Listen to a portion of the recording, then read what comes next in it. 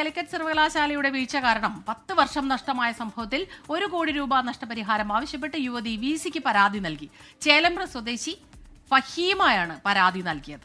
ഒരു അനാസ്ഥ കാരണം ഫഹീമക്ക് നഷ്ടമായത് ജീവിതത്തിന്റെ നല്ല കാലമാണ്. 2016 BSc കെമിസ്ട്രി പാസ്സായ ഫഹീമക്ക് പക്ഷേ മാർക്ക് ലിസ്റ്റ് ലഭിച്ചില്ല.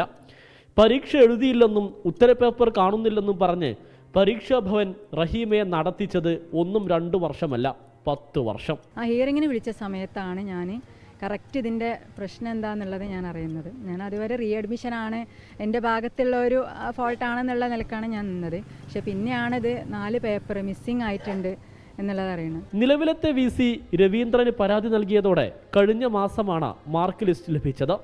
യൂണിവേഴ്സിറ്റി ഫഹീമയോട് പ്രായശ്ചിത്തവും ചെയ്തു.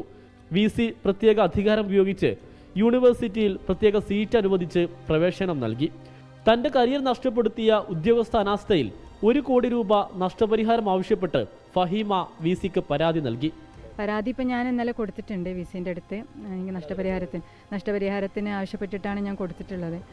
അത് 1 കോടി രൂപ നഷ്ടപരിഹാരം എന്നുള്ള നിലക്കാണ് കൊടുത്തിട്ടുള്ളത്. കാരണം ഒരു 10 വർഷം എന്ന് പറഞ്ഞാൽ ഞാനിപ്പോൾ ഒരു ജോലിക്ക് കയറി എന്തായാലും ഇനി PG ആയാലും BEd ആയാലും എന്ത് ചെയ്താലും എനിക്ക് ജോലി ചെയ്ത് സെറ്റിലാവേണ്ട ടൈം കഴിഞ്ഞ് അത്രക്കും